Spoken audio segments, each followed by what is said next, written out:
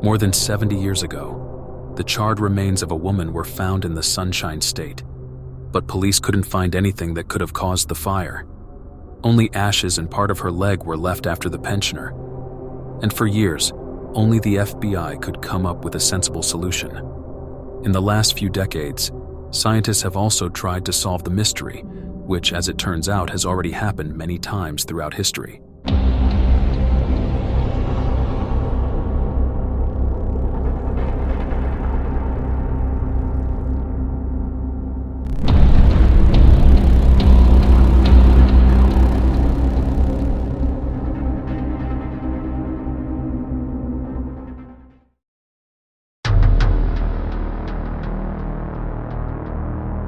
It's July 2nd, 1951, in St. Petersburg, Florida. But before we begin, it's important to put the given time period in a historical perspective, because 1951 was an eventful year for the entire world. For instance, the European coal and steel community was founded at this time. The trial of the Rosenberg couple began, and Winston Churchill was elected again as Prime Minister of the UK. The Korean War was in full force. The cartoon Alice in Wonderland premiered, and the Marshall Plan expired. Meanwhile, the United States was experiencing unprecedented economic growth. Just so we can imagine the America of that time, Michael Corleone's storyline from the second part of the eternal classic, The Godfather, takes place in the 50s. Mary Reeser, a 67-year-old widow, was renting a small apartment in the Alamanda apartment complex at 1200 Cherry Street, St. Petersburg, where our events took place. She moved to the state from Columbia, Pennsylvania, a few years earlier, after her husband's death, to be closer to her son and grandchildren. According to the reports, she loved her family dearly and was a very entertaining woman, but she found the warmer climate hard to bear, but also missed her friends in Pennsylvania. On July 1st, 1951, a Sunday, she was visited by her son, Dr. Richard Reeser Jr., who later said that his mother was a little annoyed by the warm weather. She intended to travel home to northern Pennsylvania for the summer, but it had not been planned until that day, and she was upset because of that. At around 9 p.m., Richard decided to go home and kissed his mother goodbye. When saying goodbye, Mary Reeser mentioned that she hadn't had dinner and would smoke a cigarette in her upholstered armchair before going to bed. She also mentioned that she had taken 2 Seconal sleeping pills in the meantime, and that she might take 2 more before going to bed. She left the windows open because of the heat, and from then on she spent the night alone. The next day, July 2nd, the Bayside city continued to have beautiful, warm summer weather, with a peak temperature of nearly 93 degrees Fahrenheit during the day, which then dropped to only 75 degrees at night. At around 8 o'clock in the morning, the weather was slightly cloudy when Pansy Carpenter, the landlady living next door, knocked on the elderly widow's door to deliver a telegram message with which the Western Union employees had rang at her place earlier.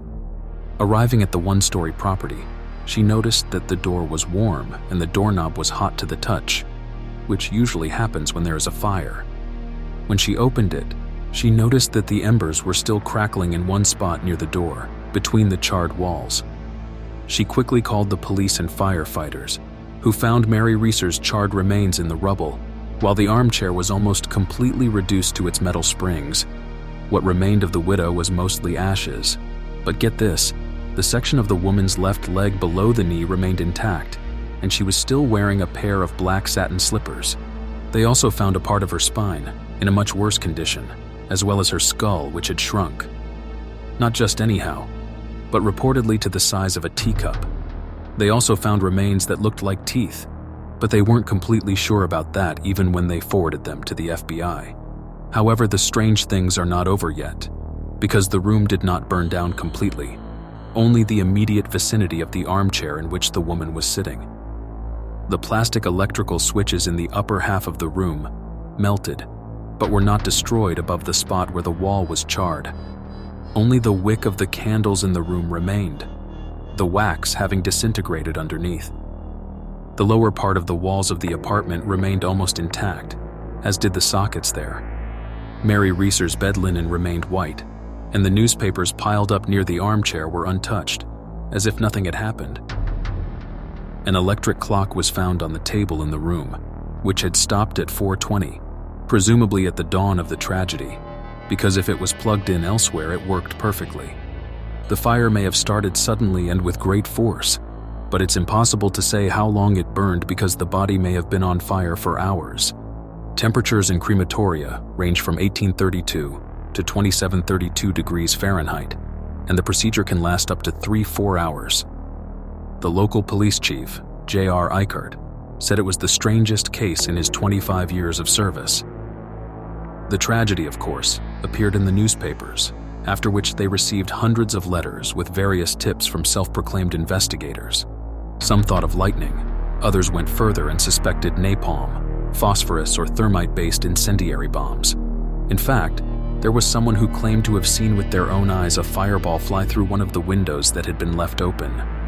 Without a solution, the police chief turned to the FBI and wrote in a personal letter to J. Edgar Hoover that this fire is too puzzling for the small-town force to handle.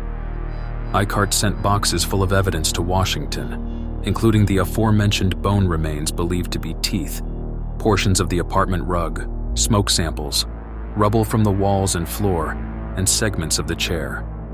After the specialists of the Federal Bureau of Investigation spent 3 weeks investigating, Police Chief Eichert finally stated in a press release on August 8th that no evidence of a lightning strike was found by the FBI because, for example, the fuses and cabling remained intact. In addition, no substances were found that could have ignited the fire. I am thinking here, for example, of alcoholic beverages or any kind of fuel that occurs more often in households, but they did not detect any odor characteristic to these. In addition to the previous frivolous tips, the possibility of the so-called spontaneous human combustion, or burning, was ruled out. But at the same time, they finally found some kind of an acceptable explanation for the fire.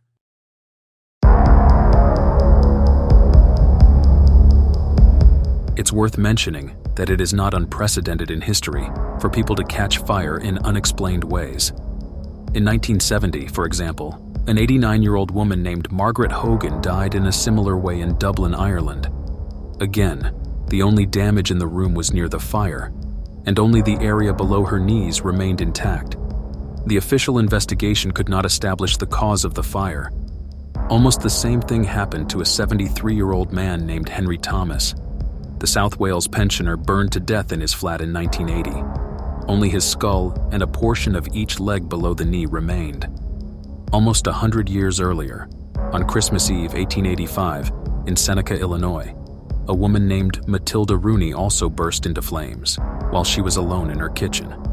The family had been relaxing and drinking whiskey that evening, and just like in the previous cases, only her feet remained. Unfortunately, the incident claimed her husband's life too. Investigators found no evidence of foul play or any source of ignition, and the flames had not spread to the rest of the room. The basic premise of spontaneous human self-ignition or combustion itself would be that no external source of ignition plays a role in the formation of the fire. The flames are formed within the human body, which, however, is not exactly a scientific approach.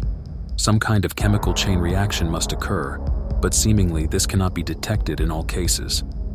The term spontaneous human combustion dates back to the first half of the 18th century, when, for example, in 1746, a scientist named Paul Rowley wrote about the mysterious death of Countess Cornelia Zangari, the grandmother of the later Pope Pius VI.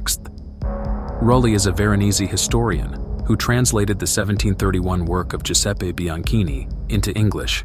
In this, he writes that on March 15, 1731, during dinner on a Thursday evening, the 62-year-old countess seemed tormented by joint pains. The woman, who is known to be a big brandy consumer, sprayed the painful areas with some sort of alcohol camphoric liquid, also made from brandy, and used it again later after she retired to her apartment. At this point, she talked and prayed with her maid for another 3 hours, then fell asleep. The next morning, the same servant noticed that the countess had not woken up at the usual time, so she went to her room, but she did not receive an answer to her requests. Eventually, she opened the door of the old woman's room, but she only found the ashes of Countess Bandy about 4 feet from her bed. Only a portion of each leg below the knee remained, with her stockings on, as well as part of her skull and 3 blackened fingers. Everything else was destroyed. The room was still full of smoke when she was found. The walls were covered in soot, and the only thing in the ashes was a small oil lamp that had run out of oil. The other parts of the room remained relatively undamaged here as well, including the nearby bed and candles, as well as the wooden furniture, which only got charred.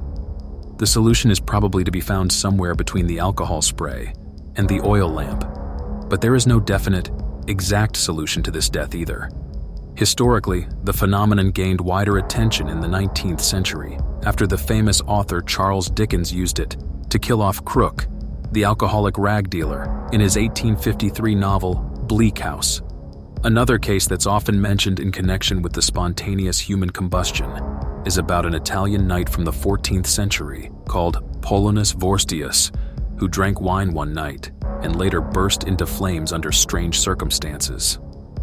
The FBI's theory, also known as the Wick Effect, that the victim's clothing absorbs their own body fat and acts like a wick as a result, is very likely, even though we can't be certain in our case. In fact, Mary Reeser was a heavy smoker and weighed around 175 pounds at the age of 67. She also wore a nightgown and a housecoat that day, both of which were made of rayon acetate, a material that is easily ignited even by cigarette ashes. Ultimately, according to the FBI, the sleeping pills may have made the woman doze off while smoking a cigarette. The embers may have ignited the fire when they landed on her flammable clothing, and the fat that first melted and then seeped into her clothing may have been the primary fuel for the fire. It's been also highlighted that even though the armchair was treated with anti-inflammatory substances, it was almost completely destroyed. The clothing theory is also supported by the fact that the only part of her body that was left was that which was not covered by her nightgown, that is, the lower part of her legs. In addition, according to the investigation, the reason why the apartment did not burn down is that there were no flammable objects nearby the armchair, and there was a cement floor underneath. They also wrote that the heat emitted by the burning body tends to rise, creating a layer of air that does not come in contact with the lower portions of the room. Human fat alone is capable of fueling fire for a long time, in addition to the fact that other combustible substances tend to form in our bodies, such as methane. It is important to point out that 70% of the human body consists of water, therefore it is not considered flammable. However, this amount is not present in a bottled form, which is why the FBI's investigation stated, once the body became ignited, almost complete destruction occurred from the burning of its own fatty tissues. A forensic pathologist from Michigan named Dr. Lemoyne Snyder also found that generally, fat tissue is more flammable in obese people. However, the solution did not explain the shrunken skull. This was attempted by an anthropologist named Wilton M. Krogman. After investigating more than 30 deaths caused by fire, he said, and I quote, "I cannot conceive of such complete cremation without more burning in the apartment." He also added that he doubts the shrunken skull part in the reports because the exact opposite happened each time during his investigations. In his research, the skulls either exploded into hundreds of pieces or became abnormally swollen. Professor Roger Byard, a pathologist at the University of Adelaide, told newspapers that there's absolutely no proof that it occurs as a spontaneous combustion. He also added that practically every account has involved an external source of flame, and the most common culprits are lit cigarettes, lamps, or candles. In August 1998, the BBC tried to solve the mystery when a team of scientists tested the Wick Effect on a dead pig wrapped in a blanket, while a small amount of petrol was poured on it. They used a pig because it closely resembles a human's fat content. The BBC reported that after 5 hours of continuous burning, the bones were being destroyed, and the charred effect was the same as in the so-called spontaneous human combustion.